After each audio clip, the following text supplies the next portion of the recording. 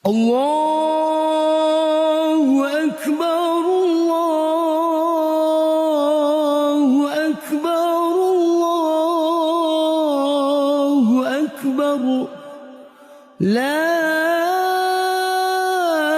ilaha illallah, Allahu Akbar.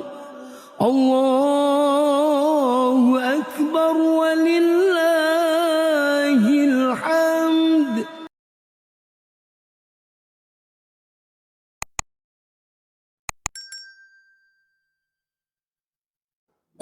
Allahu Akbar, Allahu Akbar, Allahu Akbar.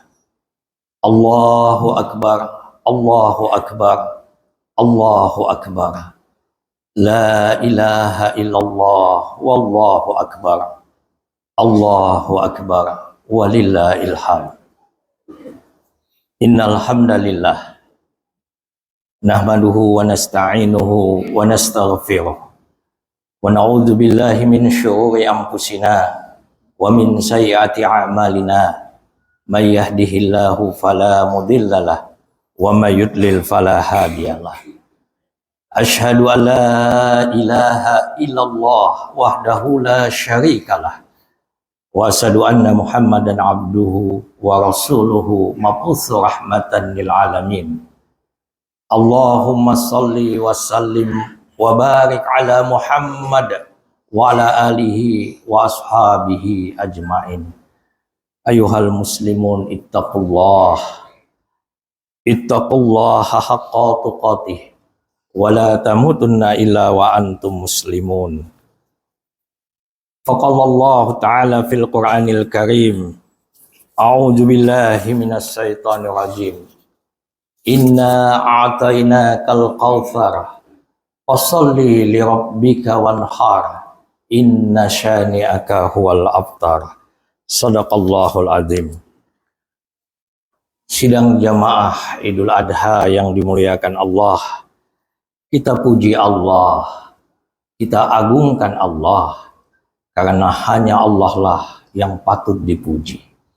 Dialah zat yang maha agung. Innal hamda wa ni'mata laka wal mulk la syarikalah. Sesungguhnya segala pujian, nikmat, keagungan dan kemuliaan hanyalah milik Allah, la syarikalah. Tiada sekutu baginya. Kita hamba yang lemah, dhaif. Kita tidak punya daya upaya kekuatan apapun tanpa izin Allah. La haula wala quwata illa billah. Hadir di sini kita karena Allah beri izin. Allah beri kita kekuatan, kesehatan, iman, sehingga kita bisa bersama melaksanakan Idul Adha. Mari kita syukuri nikmat Allah ini. Nikmat Allah yang begitu dahsyat. Tiada yang sanggup mengukur dan menghitung nikmat Allah. Wa in ta'udu ni'matallahi la tuhsuha. Jikalau kamu ingin menghitung, kata Allah, nikmat yang aku berikan, kamu tidak akan sanggup. Allah tidak menyuruh kita menghitung nikmat. Allah tidak menyuruh kita mengukur nikmatnya, tetapi yang disuruh adalah mensyukuri nikmat. La in syakartum la azidannakum wa la in kafartum inna adzabi lasyadid. Siapa yang bersyukur, kata Allah, akan nikmatku, maka aku pasti akan melipat gandakan nikmat itu. Tetapi sebaliknya, siapa yang ingkar akan nikmatku, kata Allah, ingatlah azabku amat pedih. Allah beri kita nikmat yang begitu berlimpah. Inna a'tainakal kautsar. Sesungguhnya kami memberi kamu banyak sekali nikmat. Fasholli li rabbika wanhar. Dirikan salat untuk mensyukuri nikmat itu. Dan berkurbanlah. Dalam konteks hari ini menyembelih hewan kurban sebagai bentuk daripada kesyukuran kita kepada Allah. Allahu Akbar. Allahu Akbar, Allahu Akbar, la ilaha illallah, wallahu akbar, Allahu Akbar walillahil hamd. Ma'asyiral muslimin rahimakumullah. Hari ini lebih kurang 3 juta manusia berada di wilayah Makkah Al-Mukarramah. Mereka berkumpul dari segala penjuru dunia. Tadi adinda kita imam pada rakaat pertama membacakan surah Al-Hujurat. Ya ayuhan nas, inna khalaqnakum min dzakarin wa untha wa ja'alnakum shu'uban wa qabaila lita'arafu inna akramakum 'indallahi atqakum innallaha 'alimun khabir. Wahai manusia, sesungguhnya kamu dari seorang laki-laki dan perempuan. Nabi Adam dan Hawa dulu hanya dua. Hari ini ada 7,6 miliar manusia. Dan diperkirakan tahun 2030 nanti sekitar 8,7 miliar manusia. Tahun 2050 hampir 9 miliar manusia. Karena itu jangan berharap hidup selamanya. Kalau kita hidup semua sejak Nabi Adam sampai hari ini, maka ada kurang lebih 109 miliar manusia di bumi ini. Dan bumi tidak akan bisa menampung kita satu sama lain saling bunuh untuk bisa bertahan hidup. Kematian adalah bentuk kasih sayang Allah untuk melanjutkan keberlangsungan kehidupan manusia. Alladzi khalaqal mauta wal hayata liyabluwakum ayyukum ahsanu amala wa huwal azizul ghafur. Dialah Allah yang menjadikan mati hidup supaya dia menguji siapa di antara kamu yang paling baik amalnya. Kematian bukan akhir segalanya, tapi kematian adalah perpindahan alam untuk kita mempertanggungjawabkan kehidupan duniawi kita. Allahu Akbar, Allahu Akbar, Allahu Akbar, walillahil hamd. Surah Al-Hujurat ayat 13 mengingatkan kita betapa dahsyatnya Allah menciptakan makhluk yang bernama manusia ini. Ya ayuhan nas, inna khalaqnakum min dzakarin wa unsa, sesungguhnya kamu diciptakan dari seorang laki-laki dan seorang perempuan. Wa ja'alnakum syu'uban wa qabaila lita'arafu, lalu dia jadikan berbangsa-bangsa, bersuku-suku untuk saling kenal mengenal, untuk bersahabat. Jemaah yang dimuliakan Allah, orang yang berkumpul di Makkah itu dari segala penjuru dunia, berbagai warna kulit, berbagai suku bangsa, berbagai status sosial. Ada raja, penguasa, gubernur, jenderal, presiden, ada rakyat jelata, tapi mereka semua di hadapan Allah sama. Yang membedakan adalah ketakwaan. Inna akramakum indallahi atqakum. Sejarah mengajarkan kepada kita Abu Lahab, seorang bangsawan mulia, keturunan Quraisy, tapi namanya diabadikan dalam Al-Quran sebagai penghuni neraka. Kemuliaan dunia tidak menentukan kemuliaan di hadapan Allah. Bilal bin Rabah, seorang budak hitam yang pernah terhina, diseret dengan kuda, dilempari batu, ditindih dengan batu besar, di tengah teriknya panas matahari padang Sahara, dihadapkan wajahnya ke atas. Dia tidak bisa berkata lain selain ahad, ahad. Mempertahankan iman, Allah muliakan. Bahkan Rasulullah ketika Isra dan Mi'raj berkisah, aku mendengar langkah di dalam surga, manusianya masih di bumi. Langkah itu adalah langkah Bilal bin Rabah. Allah muliakan karena keimanan dan ketakwaan. Allahu Akbar, Allahu Akbar, Allahu Akbar. La ilaha illallah, wallahu akbar, Allahu Akbar, walillahil hamd. Jamaah yang dicintai Allah, kemarin berkumandang kalimat talbiyah. Ketika selesai berpakaian ihram, jamaah menuju Arafah. Labbaik Allahumma labbaik, labbaik la syarika laka labbaik, innal hamda wa ni'mata laka wal mulk la syarika lak. Kalimat ini serentak disuarakan oleh jutaan manusia. Mereka bergerak menuju Arafah. Mereka datang menghadap Tuhannya, menyerahkan dirinya. Kami datang memenuhi panggilan-Mu ya Allah. Kami datang memenuhi panggilan-Mu ya Allah. Sesungguhnya segala pujian, nikmat, keagungan, kemuliaan hanya milik-Mu ya Allah. La syarikalah. Tiada sekutu bagi-Mu ya Allah. Dan hari ini Arafah telah mulai kosong. Jamaah sudah bergerak menuju Mina. Mereka melempar jamrah. Suara manusia bergema, Allahu Akbar, Allahu Akbar, Allahu Akbar. Ya Allah, menggetarkan seluruh jiwa. La ilaha illallah, Allahu Akbar. Allahu Akbar walillahil hamd. Suara kemenangan mewakili Nabi Ibrahim alaihissalam menang terhadap godaan iblis yang ingin menggagalkan ujian berat yang Allah perintahkan kepada Nabiullah Ibrahim alaihissalam untuk menyembelih anaknya. Iblis itu berada di Jamrah Aqabah, Jamrah Ula, Jamrah Wusta. Itulah yang dilontar oleh jamaah hari ini. Sidang jamaah yang dimuliakan Allah. Nabiullah Ibrahim alaihissalam adalah nabi yang agung. Beliau nabi yang ke-6, rasul yang ke-6.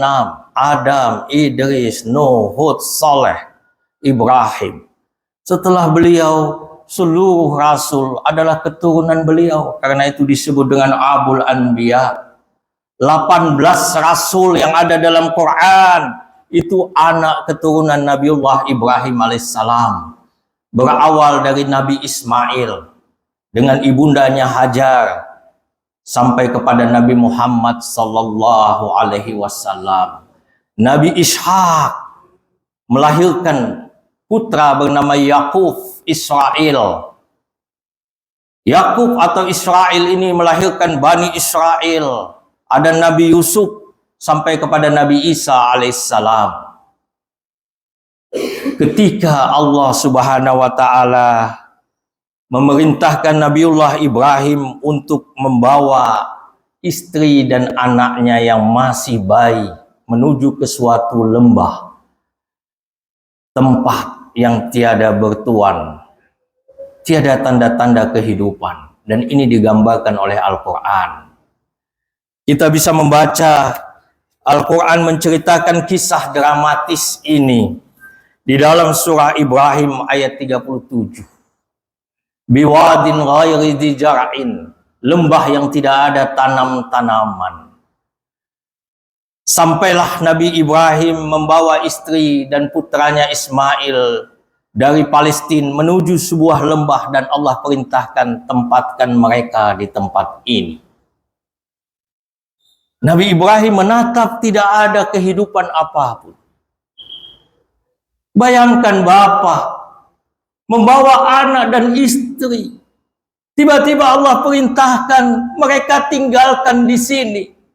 Kalau ditinggalkan di sini ada pemukiman, ada orang yang membantu, lain ceritanya. Ini tidak ada tanda-tanda kehidupan. Pikiran dan hati manusia pasti sulit menerima.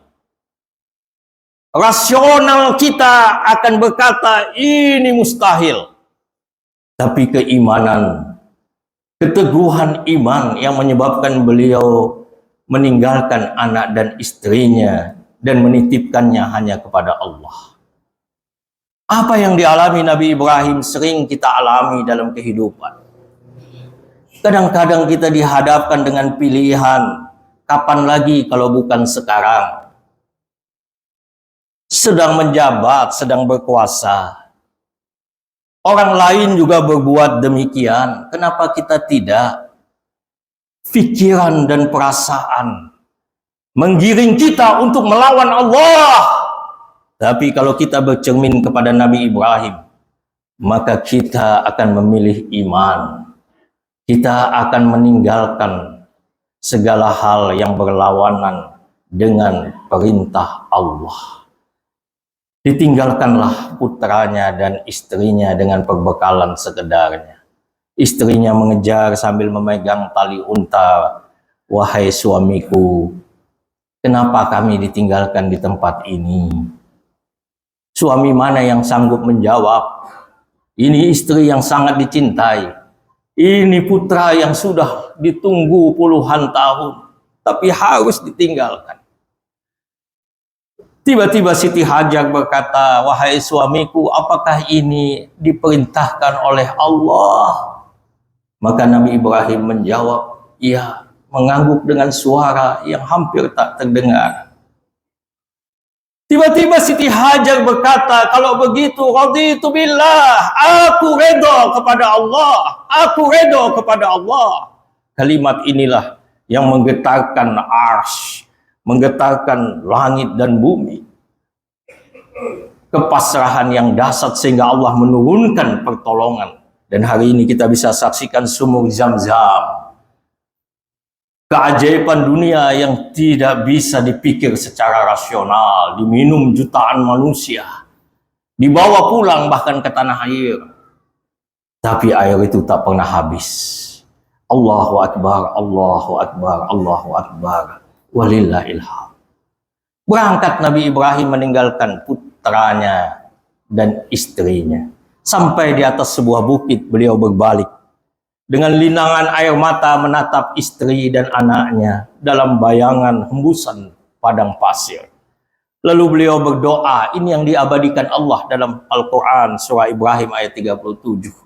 Rabbana inni askantu min dzurriyyati biwadin ghairi jija'in 'inda baitikal muharram. Tuhan kami, aku telah tempatkan istri dan anakku, sebagian keturunanku di sebuah lembah. Lembah itu tidak ada tanam-tanaman, tidak ada tanda-tanda kehidupan. Inda baitikal muharram, tetapi di dekat rumahmu yang mulia. Masya Allah, belum ada Ka'bah di situ. Tetapi Nabi Ibrahim berkata, inda baitikal muharram. Siapa yang beritahu? Allah, bahwa tempat itulah tempat yang luar biasa. Disitulah nanti Ka'bah akan dibangun. Disitulah dulu Ka'bah yang pernah dibangun Nabi Adam. Lalu kemudian hilang seiring dengan perjalanan waktu. Banjir yang dahsyat di zaman Nabi Nuh sehingga tiada lagi jejak. Tapi Nabi Ibrahim menemukan tempat itu. Lalu beliau melanjutkan doanya, Rabbana liyuqimus shalah faj'al af'idatan minan nas tahwi ilaihim warzuqhum minas samarat la'allahum yashkurun. Ya Tuhan, yang demikian itu agar mereka mendirikan sholat. Kemudian Nabi Ibrahim bermohon, ya Allah, jadikanlah sebagian hati manusia, faj'al af'idatan minan nas tahwi ilaihim. Jadikan sebagian hati manusia cenderung mencintai mereka, ingin ke sana. Dan doa-doa Nabi Ibrahim ini semua dikabulkan Allah. Hari ini tidak ada yang tidak rindu untuk bisa menginjakan kaki di Mekah, di bumi di mana Nabi dilahirkan. Semua rindu untuk ke sana. Karena itu daftar tunggu haji panjang sekali. Kalau hari ini kita mendaftar haji rambut hitam, maka kemungkinan ketika haji rambut kita sudah sebagian putih. Kalau hari ini kita mendaftar haji kuat, bisa jadi ketika berangkat sudah pakai tongkat. Ini gambaran kerinduan. Doa Nabi Ibrahim Allah kabulkan. Kemudian Nabi Ibrahim bermohon kepada Allah, warzuqhum minas samarat, dan berilah mereka rezeki dari buah-buahan, la'allahum yashkurun, mudah-mudahan mereka bersyukur. Buah apa yang tidak ada di Mekah? Sulit cari buah di pasar Aceh, tapi lebih mudah cari buah ketika kita berada di Mekah. Mau pisang ada, anggur ada, kelengkeng ada, mangga ada. Dari mana buahnya? Inilah doa Nabi Ibrahim. Allah datangkan dari segala penjuru dunia. Allahu Akbar, Allahu Akbar, Allahu Akbar, la ilaha illallah, wallahu Akbar, Allahu Akbar, walillahil hamd. Singkat cerita jemaah yang dicintai Allah, Nabiullah Ismail yang ditinggal bersama bundanya akhirnya ditolong oleh Allah dengan kehadiran sumur Zam-Zam. Tapi itu pun dengan perjuangan seorang wanita mulia bernama Hajar. Tidak tiba-tiba muncul. Dia berlari naik ke Bukit Safa. Lalu dia turun naik ke Bukit Marwah. Untuk apa? Dia naik ke bukit untuk melihat barangkali ada orang yang bisa menolongnya. Tapi tiada yang bisa membantu karena tidak ada seorang pun yang lewat. Sampai kemudian air itu muncrat. Jummi, jummi, berkumpul, berkumpul. Maka kemudian burung-burung pun datang ke sana karena ada air. Lalu kafilah yang bergerak dari berbagai tempat, terutama dari selatan, dari wilayah Yaman yang berpindah-pindah tempat, melihat ada gerombongan burung yang naik turun terbang. Mereka yakin di situ ada kehidupan. Maka para pengembara ini sampai di tempat tadi dan minta izin untuk tinggal di sana. Jadilah Mekah sebuah kota. Ummul Qura, awal kota, tumbuh. Nabi Ibrahim besar menjadi seorang anak laki-laki yang begitu tumbuh dengan perawakan bagus di usia 8-9 tahun. Ayahandanya datang, Nabiullah Ismail alaihissalam. Inilah puncak ujian terberat. Nabi Ibrahim datang untuk menjenguk anaknya yang sudah lama tidak dia jumpa. Jauh beliau di Palestina, anak berada di Mekah. Pastilah tidur malam bersama dalam pelukan anak yang dicinta. Sudah lama buah hati tak pernah dipeluknya. Tapi ketika anak dalam pelukan, tiba-tiba dia bermimpi, sembelih anakmu. Dia terbangun. Peristiwa ini terjadi 8 Zulhijjah. Ini yang disebut dengan hari Tarwiyah. Sembelih anakmu. Nabi Ibrahim duduk berkeringat badannya. Dia lihat putranya Ismail tidur dengan tenang. Napasnya teratur. Wajahnya sangat cerah tanpa dosa. Betapa bahagianya, tetapi ketika dia teringat Allah perintahkan sembelih anaknya. Betapa beratnya. Pikiran dan perasaan tidak bisa menerima. Tapi keimanan yang kokoh mengatakan ini perintah Allah. Mimpi bagi seorang rasul adalah wahyu. Nabi Ibrahim sebenarnya bisa mengambil pisau. Ketika Ismail tidur langsung disembelih, selesai. Tapi itu tidak beliau lakukan. Inilah drama yang ingin diajarkan Nabi Ibrahim kepada kita. Beliau mengajarkan bagaimana kehidupan ayah dan anak. Beliau bermohon, berdoa, bersimpuh di hadapan Allah untuk minta kekuatan. Maka pada malam kedua, beliau tidur. Tentu Ismail dalam dekapan, tiba-tiba mimpi kembali datang, sembelih anakmu. Beliau terbangun pada malam tanggal 9. Itu yang disebut dengan Arafah. Itu yang disebut dengan Arafah. Meyakinkan. Dan kemudian sampailah pada mimpi yang ketiga. Malam tadi. Hari nahar. Beliau terbangun ketika beliau melihat anaknya masih tidur. Dan beliau yakin ini harus dilakukan. 3 kali berturut-turut Allah mengirimkan mimpinya. Maka beliau mencari di mana Ismail. Ketika pagi seperti hari ini. Lalu beliau bergerak. Dapatlah beliau di Muzdalifah, sebuah bukit bernama Qudzah. Di atas bukit itu duduk Ismail. Sedang memandang alam. Didekati oleh ayahandanya. Dipegang kepalanya, dibelai rambutnya. Seperti kita menyayangi anak kita. Ya bunayya, inni ara fil manami anni ajbahuka fanzur madza tara. Ini diabadikan Allah dalam surat Shafat ayat 102. Wahai buah hatiku, wahai anak anda, ayah bermimpi. Ayah bermimpi mendapat perintah Allah untuk menyembelihmu. Ayah bermimpi.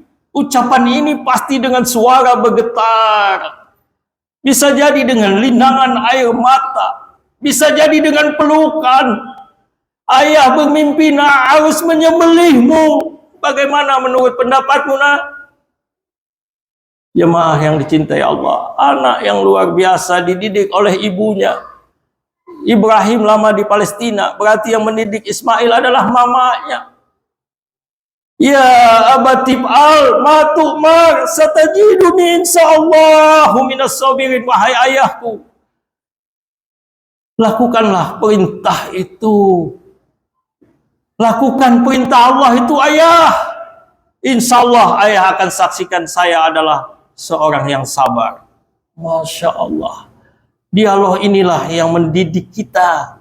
Bagaimana seharusnya kita membangun generasi. Imam kita pada rakaat kedua mengingatkan, ya ayyuhalladzina amanu qu anfusakum wa ahlikum nara.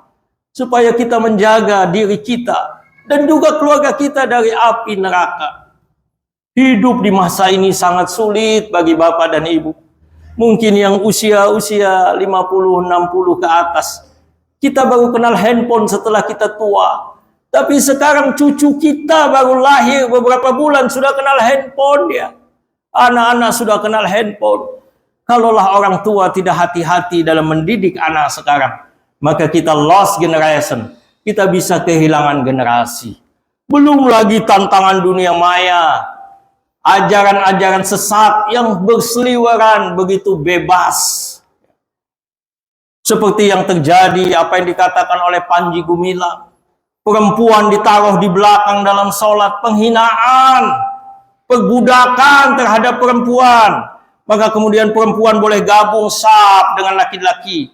Perempuan boleh melaksanakan khutbah. Perempuan boleh menjadi imam. Ini aliran sesat. Ini melawan Rasulullah. Apakah ibu-ibu merasa terhina di belakang? Saya yakin tidak. Justru Islam memuliakan perempuan lebih daripada kita laki-laki. Tidak ada ayat Al-Quran Ar-Rijal, yang ada An-Nisa. Ketika Rasul didatangi seorang laki-laki bertanya, siapa yang harus saya muliakan ya Rasulullah di muka bumi ini? Yang pertama, ibumu. Mungkin kita ayah berharap, kenapa bukan ayah? Karena kita yang membiayai kehidupan, kita yang cari rezeki. Tapi Rasulullah mengatakan ibumu. Siapa lagi ya Rasulullah? Ibumu. Siapa lagi ya Rasulullah? Ibumu. Sampai 3 kali baru disebut yang keempat ayahmu. Aisyah ketika Rasul wafat, dia menjadi guru umat. Istri Nabi yang lain usianya sudah lanjut, ingatannya sudah banyak yang lupa. Tapi Aisyah ketika Nabi wafat usianya baru 20 tahunan. Dia wanita cerdas. Karena itu dalam meriwayatkan hadis dia banyak sekali. Maka datang itu para sahabat untuk bertanya dan berguru kepadanya. Tidak ada bapak-bapak bawa ibu jalan pergi kemana. Di belakang, jangan dekat saya. Tidak ada, tetap istri bersama. Hanya dalam sholat diatur. Di mana Islam menghina wanita? Ini ajaran sesat. Dia juga kalau membaca Al-Quran pasti mengatakan qala Allahu Rasulullah sallallahu alaihi wasallam fil Qur'anil Karim. Jadi Al-Quran itu adalah ucapan Rasulullah. Dia menuduh Rasulullah mengarang Al-Quran. Wa qala Rasulullah sallallahu alaihi wasallam, berkata Rasulullah sallallahu alaihi wasallam fil Qur'anil Karim, dalam Al-Quran. Ini firman Allah. Faqalallahu ta'ala fil Qur'anil Karim. Itu sejak Nabi hidup, sahabat, sampai kita. Tiba-tiba ada yang merubahnya. Maka anak-anak generasi kita harus kita lindungi dari ajaran-ajaran sesat seperti ini. Allahu Akbar, Allahu Akbar, Allahu Akbar. La ilaha illallah, wallahu akbar, Allahu Akbar, walillahil hamd. Jamaah yang dicintai Allah, Nabi Ibrahim tidak hanya berhenti pada dialog dengan Ismail lalu menyembelihnya. Tapi beliau berkata, wahai anakku Ismail, mari kita jumpa ibumu nak. Ibumu. Sebenarnya Nabi Ibrahim bisa saat itu menyembelih anaknya di Muzdalifah. Selesai.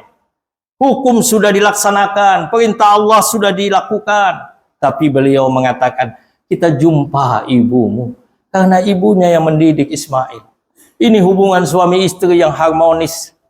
Bagaimana keterlibatan dalam rumah tangga untuk membicarakan masalah-masalah keluarga. Ibrahim tidak mengambil sikap sendiri. Maka berjalanlah dua anak ini menuju Mekah dari Muzdalifah. Lewat Mina, disitulah iblis berteriak memanggil Ibrahim dan Ismail, menggagalkan ujian tadi. Maka kemudian dilempar dengan batu. Itulah syariat lempar jamrah hari ini. Jemaah, sampailah di Mekah. Singkat cerita, apa yang dijawab Siti Hajar persis seperti ketika dia menjawab waktu ditinggal di tengah padang pasir yang tidak ada kehidupan. Aku harus menyembelih anak ini karena perintah Allah. Bagaimana menurut pendapatmu? Berlinang air mata Siti Hajar. Ibu mana yang sanggup berkata sembelih anak ini? Tapi karena dia yakin ini perintah Allah, maka dia hanya berkata raditu billah. Kalau begitu aku redha kepada Allah. Maka dibawalah Ismail berjalan menuju suatu bukit yang sekarang disebut dengan Jabal Qurban. Keheningan mencekam seperti pagi hari kita nampak hari ini. Ada sebuah batu besar. Nabi Ismail tiba-tiba memecah keheningan. Ayahanda, izinkan anak anda membuka gamis. Biar nanti gamis ini untuk mewakili anak anda ketika anak anda sudah tiada. Ismail membuka bajunya. Dia melipat bajunya dengan rapi. Dia berkata, ayah, serahkan baju ini nanti kepada ibu. Sehingga ketika nanti ibu rindu, tidak ada lagi yang dia peluk selain baju ini. Saya tidak ingin baju ini berlumuran darah. Nabi Ibrahim hanya tertunduk. Kemudian Ismail berbaring di atas bukit batu. Dia berkata, ayah, pastikan pisau yang ayah pegang tajam. Jangan sampai nanti ketika ayah menyembelih saya, ayah menyaksikan saya dalam derita. Ayah, tutuplah mata anak anda. Tutuplah mata anak anda. Jangan sampai ketika ayah akan memotong nanti, ayah menatap mata anak anda. Kalimat-kalimat ini tidak sanggup dijawab oleh Nabi Ibrahim. Beliau menutup mata anaknya. Terangkatlah pisau. Dan beliau berharap semata pertolongan dan ridha Allah. Tiba-tiba Allah menghadirkan malaikat dan mengganti kurban itu dengan domba. Allahu Akbar, Allahu Akbar, Allahu Akbar. La ilaha illallah, wallahu akbar, Allahu akbar, walillahil hamd. Jamaah yang dicintai Allah, hari ini kita tidak disuruh menyembelih anak kita. Haram hukumnya. Sejak Allah menjadikan pengganti domba, maka tidak boleh lagi ada menumpahkan darah tanpa hak. Tidak boleh membunuh manusia tanpa hak. Maka diganti dengan domba. Ini adalah bentuk ibadah. Di samping ketaatan juga ada ibadah sosialnya. Berkurban bukan sekali seumur hidup, itu pandangan yang keliru. Berkurban setiap tahun, terutama bagi yang memiliki kemampuan. Karena Rasul berkata, bagi siapa yang mampu tapi tidak mau berkorban, jangan dekat masjidku. Bagi yang hari ini belum sempat berkorban tapi ingin berkorban karena ada kemuliaan, kelebihan dari korban, silahkan, masih ada hari 11, 12, 13. Syariat korban setiap tahun. Dan syariat korban bersifat kolektif keluarga. Ketika seorang ayah menyembelih hewan, maka itu seluruh anaknya, istrinya pasti bersama mendapat pahala korban. Begitu juga ketika istri menyembelih itu untuk keluarganya. Ketika anaknya menyembelih untuk keluarganya. Maka jamaah yang dimuliakan Allah, inilah syariat korban yang kalau kita lakukan pahala akhiratnya luar biasa. Sebelum tetesan darahnya jatuh, pahalanya sudah sampai di sisi Allah. Jemaah yang dicintai oleh Allah, sebagian bagian akhir daripada khutbah ini, saya ingin menyampaikan hikmah di balik peristiwa haji dan peristiwa kurban. Hikmah yang pertama, kita diingatkan akan orientasi hidup sesungguhnya. Barangkali kita lupa, kita menganggap hidup di dunia selamanya, kita tidak akan mati. Tapi melalui peristiwa haji dan kurban ini, Allah mengingatkan kita bahwa hidup kita itu sesungguhnya di akhirat. Hidup dunia hanya sementara. Apa yang kita lakukan di dunia adalah untuk akhirat. Islam tidak melarang kita menjadi orang kaya. Islam tidak melarang kita menjadi orang yang berlimpah harta. Tapi jadikanlah semua itu untuk mendekatkan diri kepada Allah. Sahabat-sahabat Nabi pun banyak orang-orang yang kaya. Ada Utsman, Abu Bakar, Abdurrahman bin Auf yang memiliki kekayaan berlimpah. Jadi haji mengingatkan kita akan kehidupan sesudah mati. Karena itu orang yang berangkat haji, ketika dia melakukan ihram, dia mengganti bajunya dengan 2 helai kain. Kata para ulama, ketika orang memakai kain ihram, sesungguhnya dia menyaksikan kematiannya sendiri. Kalau kita mati hari ini, kita dimandikan, diberi wangi-wangian, lalu dibungkus kain kapan. Dan pada saat kita memakai kain ihram, kita mandi sebelum itu. Kita pakai wangi-wangian, lalu kita balut tubuh kita dengan 2 helai kain. Itu tandanya kita menyaksikan kematian kita sendiri. Dan ketika berkumpul di padang Arafah, kemana mata memandang hamparan putih yang banyak terlihat. Itulah miniatur padang mahsyar, di mana nanti Allah akan bangkitkan kita semua. Allah akan hidupkan kita lagi. Tidak ada di situ pangkat, golongan, kebangsawanan, semua sama di hadapan Allah kecuali ketaatan. Di padang mahsyar matahari begitu dekat. Kalau sekarang matahari bersinar, tidak terlalu menyengat, tapi nanti di padang mahsyar digambarkan tamsilnya seakan-akan sejengkal. Dalam hadis dikisahkan keringat bercucuran. Semua manusia akan mengeluarkan keringat, banjir tubuhnya. Keringat masuk ke dalam bumi hanya beberapa hasta. Sebagian keringat kemudian nanti naik. Ada orang yang berenang dengan keringatnya. Karena dia harus menahan jangan sampai keringatnya terminum. Tapi ada orang yang mendapat perlindungan Allah. Di saat itu dia merasakan bahwa dia mendapatkan ketenangan, menunggu panggilan Allah. Mudah-mudahan kita termasuk golongan yang terlindungi pada saat padang mahsyar nanti. Amin ya rabbal alamin. Jamaah, baju ihram yang dipakai itu menggantikan baju duniawi, ini juga mempunyai hikmah. Supaya ditinggalkan sifat-sifat buruk yang selalu ada pada setiap manusia. Apa itu? Yang pertama adalah sifat manusia yang bernama sombong. Sombong pakaiannya iblis. Ketika Allah bertanya, kenapa engkau tidak mau hormat sujud kepada Adam, hai iblis? Iblis menjawab, ana khairum minhu khalaqtani min nar wa khalaqtahu min tin. Ini dikatakan di dalam surah Al-A'raf ayat 12. Aku engkau ciptakan dari api, lebih mulia dari dia engkau ciptakan dari tanah. Maka sifat sombong ini adalah sifatnya iblis. Melepaskan baju ihram, memakai baju ihram, melepaskan baju duniawi juga adalah supaya kita menghilangkan sifat rakus dan serakah. Nabi Adam alaihissalam diberi Allah segalanya dengan istrinya. Tapi karena termakan bujuk rayu daripada iblis, akhirnya beliau serakah. Beliau makan buah terlarang. Maka Allah turunkan ke dunia.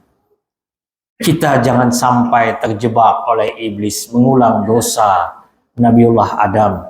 Maka tinggalkan sifat rakus dan serakah. Kata Rasulullah, manusia memang tidak pernah puas kecuali dia mati tersumpal tanah. Itu maknanya Rasulullah mengingatkan kita harus hidup qanaah. Hidup merasa cukup, kata Rasulullah, sesungguhnya adalah kekayaan. Kemudian sifat buruk yang lain harus kita tinggalkan, iri dan dengki. Iri dan dengki ini menyebabkan Qabil membunuh Habil. Inilah pembunuhan manusia pertama. Karena ada rasa iri dan dengki. Sifat iri dan dengki ini, kata Rasulullah, menghapus pahala kebaikan yang kita lakukan. Seperti api memakan kayu bakar. Ini hadis riwayat Abu Dawud. Allahu Akbar, Allahu Akbar, Allahu Akbar. La ilaha illallah, wallahu akbar, Allahu akbar, walillahil hamd. Jamaah, semoga Allah selalu membimbing kita dan dalam sisa hidup ini kita selalu hidup dalam ketaatan. Kita semua wafat dalam keadaan husnul khatimah. Dan ingat, kita pulang ke akhirat, tempat kita adalah surga. Karena Nabi Adam dan Hawa berasal dari surga.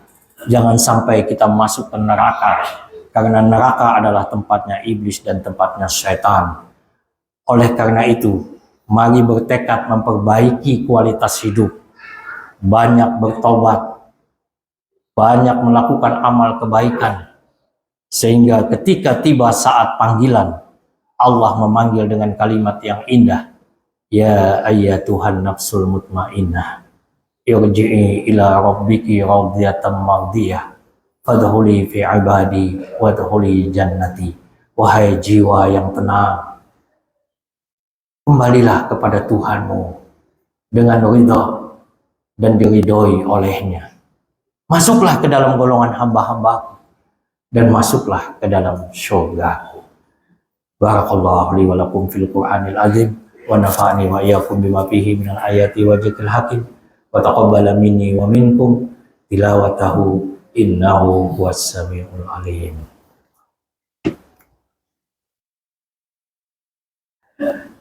Allahu akbar, Allahu akbar, Allahu akbar, Allahu akbar, Allahu akbar.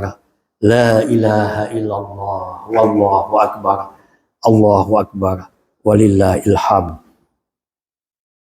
Alhamdulillahilladzi hadana li hadza wa ma kunna linahtadiya laula an hadanallah. Asyhadu an la ilaha illallah wa asyhadu anna Muhammadar Rasulullah. Allahumma shalli wa sallim wa barik ala Muhammad wa ala alihi wa ashabihi ajma'in. Ayuhal muslimun ittaqullah, ittaqullaha haqqa tuqatih wa la tamutunna illa wa antum muslimun. Faqala Allah Ta'ala fil Qur'anil ajiz, a'udzu billahi minasy syaithanir rajim. Innallaha wa malaikatahu yusholluna 'alan nabi ya ayyuhalladzina amanu sallu 'alaihi wa sallimu taslima. Allahumma ighfir lil muslimin wal muslimat wal mu'minin wal mu'minat al ahya'i minhum wal amwat. Allahumma rabbana dzalamna anfusana wa illam taghfir lana wa tarhamna lanakunanna minal khasirin. Rabbana la tujigh qulubana ba'da idh hadaitana wa hab lana min ladunka rahmah innaka antal wahhab. Rabbana hab lana min azwajina wa dzurriyyatina qurrata a'yun waj'alna lil muttaqina imama. Rabbana atina fid dunya hasanah wa fil akhirati hasanah wa qina adzabannar. Subhana rabbika rabbil izzati amma yasifun wa salamun alal mursalin walhamdulillahi rabbil alamin. Assalamualaikum warahmatullahi wabarakatuh.